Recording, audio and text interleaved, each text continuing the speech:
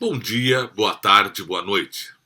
Mais uma vez, estou aqui neste encontro diário para a leitura da obra O Evangelho segundo o Espiritismo e obtemos dessa forma uma lição das muitas codificadas por Kardec em cima do Evangelho cristão conhecido da Bíblia,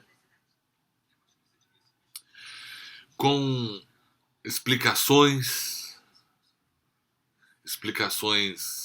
dos espíritos, da falange do Espírito da Verdade. Mas não só.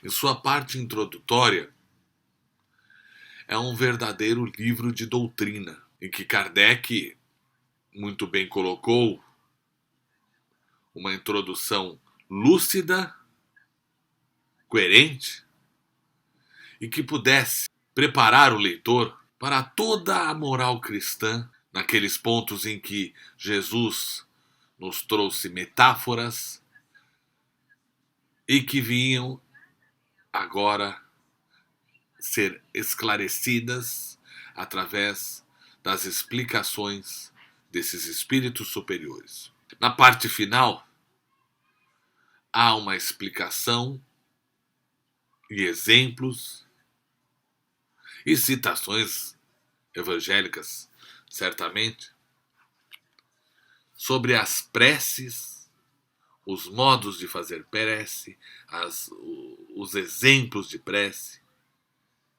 Mais uma vez, em nome de Deus, em nome do nosso irmão maior Jesus Cristo, em nome dos bons espíritos que nos inspiram todos os dias para que façamos melhor hoje do que ontem e amanhã do que hoje,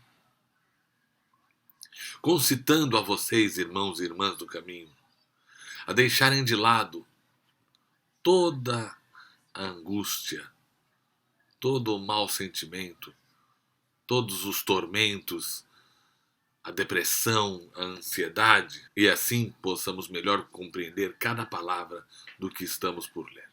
O capítulo é o capítulo 27, itens 9 e seguintes. A ação da prece, transmissão do pensamento. A prece é uma invocação. Por ela, nos pomos em relação mental com o ser a que nos dirigimos. Ela pode ter por objeto um pedido, um agradecimento ou um louvor. Podemos orar por nós mesmos ou pelos outros, pelos vivos ou pelos mortos. As preces dirigidas a Deus são ouvidas pelos espíritos encarregados da execução dos seus desígnios. As que são dirigidas aos bons espíritos vão também para Deus. Quando oramos para os outros seres e não para Deus, aqueles nos servem apenas de intermediários, intercessores, porque nada pode ser feito sem a vontade de Deus. O Espiritismo nos faz compreender a ação da prece ao explicar a forma de transmissão do pensamento, seja quando o ser a quem oramos atende o nosso apelo, seja quando o nosso pensamento se eleva a ele. Para se compreender o que ocorre nesse caso, é necessário imaginar todos os seres encarnados e desencarnados mergulhados no fluido universal que preenche o espaço. Assim como na Terra estamos envolvidos pela atmosfera. Esse fluido é impulsionado pela vontade, pois é o veículo do pensamento, como o ar é o veículo do som, com a diferença de que as vibrações do ar são circunscritas, enquanto as do fluido universal se ampliam ao infinito. Quando, pois, o pensamento se dirige para algum ser, na Terra ou no espaço, de encarnado para desencarnado ou vice-versa, uma corrente fluídica se estabelece de um a outro, transmitindo o pensamento como o ar transmite o som. A energia da corrente está na razão direta da energia do pensamento e da vontade. É assim que a prece é ouvida pelos espíritos, onde quer que eles se encontrem. É assim que os espíritos se comunicam entre si, que nos transmitem as suas inspirações e que as relações se estabelecem à distância entre os próprios encarnados. Esta explicação se dirige sobretudo aos que não compreendem a utilidade da prece puramente mística. Não tem por fim materializar a prece, mas tornar compreensíveis os seus efeitos, ao mostrar que ela pode exercer ação direta e positiva. Nem por isso está menos sujeita à vontade de Deus, juiz supremo em todas as coisas e único que pode dar eficácia à sua ação. Pela prece, o homem atrai o concurso dos bons espíritos que o vêm sustentar nas suas boas resoluções, e inspirar-lhe bons pensamentos, e adquire, assim, força moral necessária para vencer as dificuldades e voltar ao caminho reto, quando dele se afastou. E assim, também pode desviar de si os males que atrairia pelas suas próprias faltas.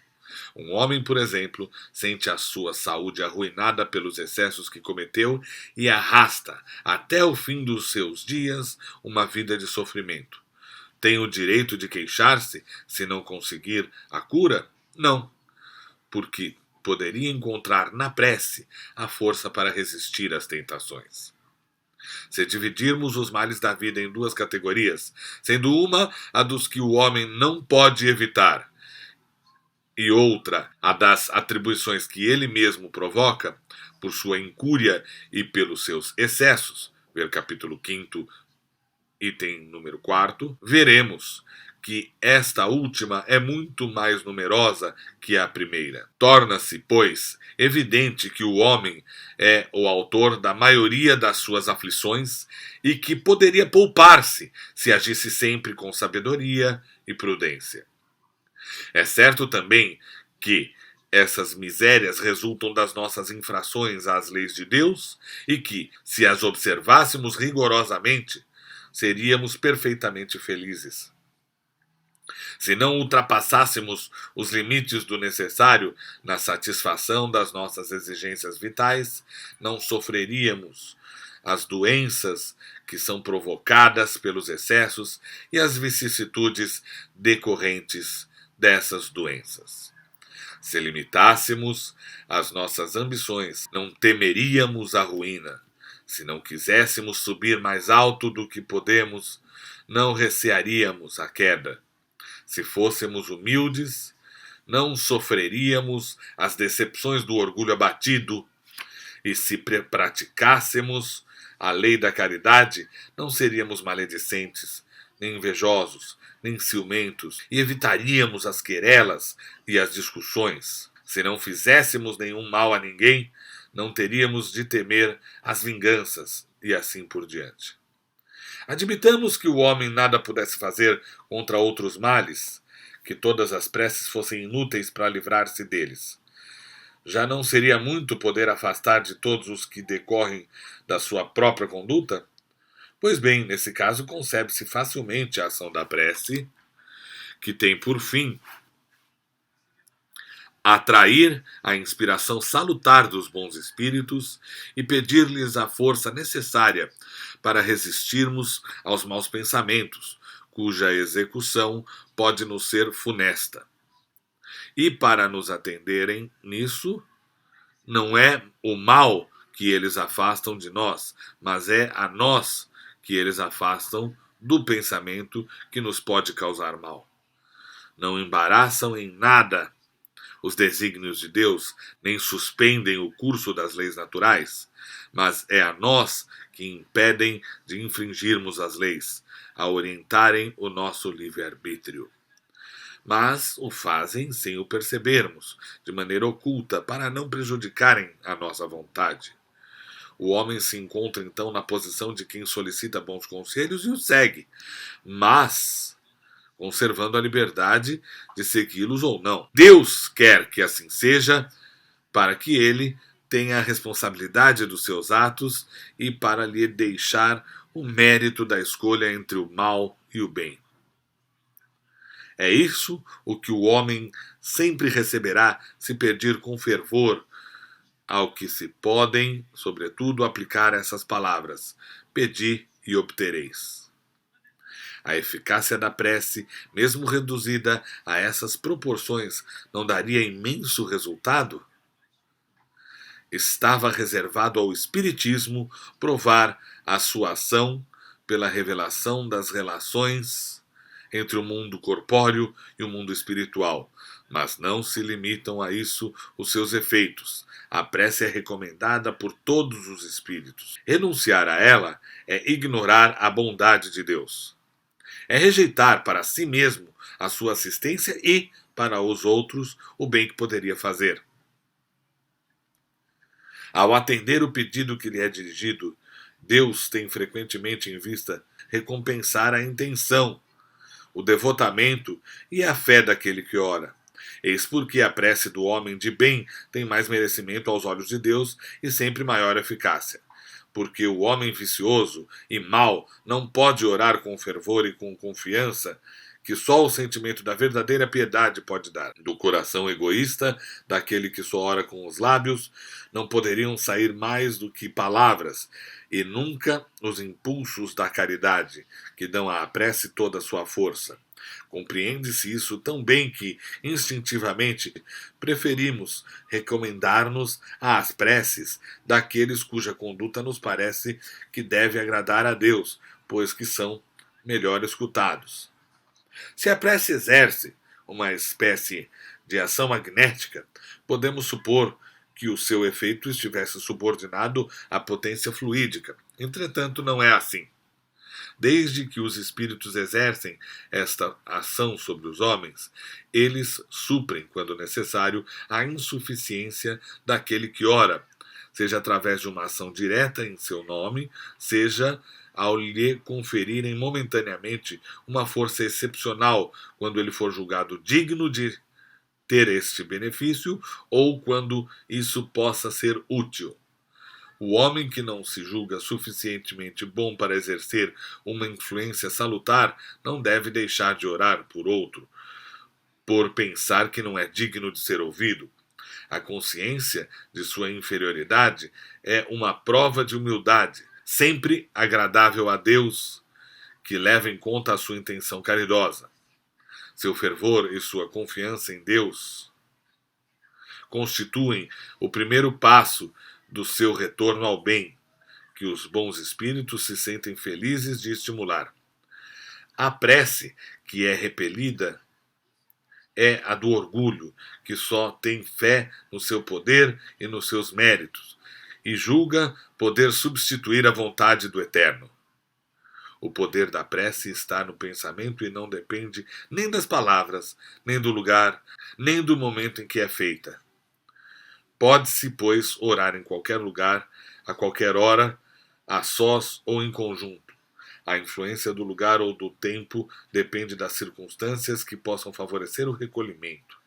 A prece em comum tem ação mais poderosa quando todos os que a fazem se associam de coração num mesmo pensamento e têm a mesma finalidade, porque então é como se muitos clamassem juntos e em uníssono. Mas que importa estarem reunidos em grande número se cada qual agisse isoladamente e por sua conta?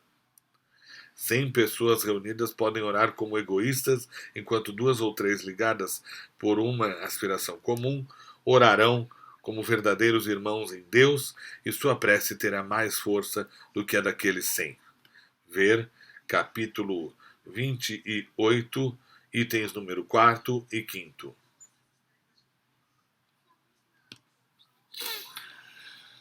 Pois bem, irmãos e irmãs, a prece a que todos nós estamos acostumados a ouvir, a fazer, e muitas vezes até achamos que compreendemos como se processa, como acontece, como fazer e tudo mais.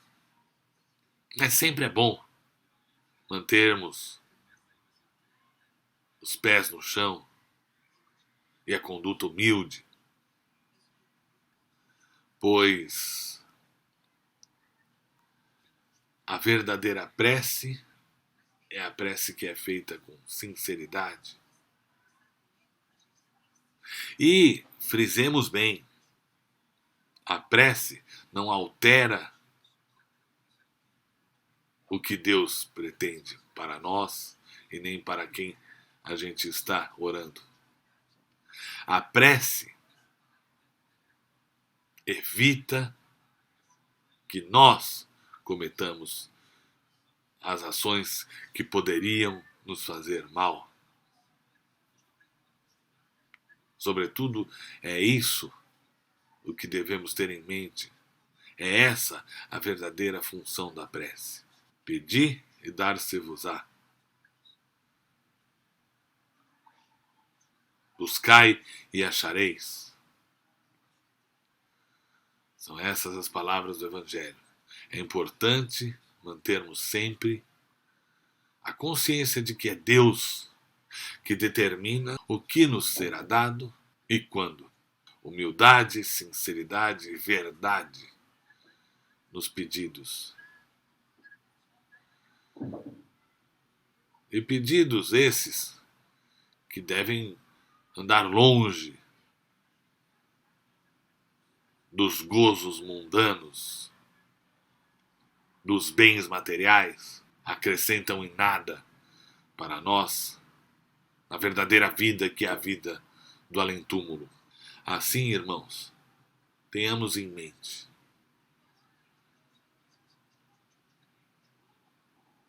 a precaução ao orarmos. Como pedir, o que pedir, de que forma pedir. Sem cerimônias, sem fórmulas pré-estabelecidas, sem amuletos, apenas a consciência de que Deus é que manda,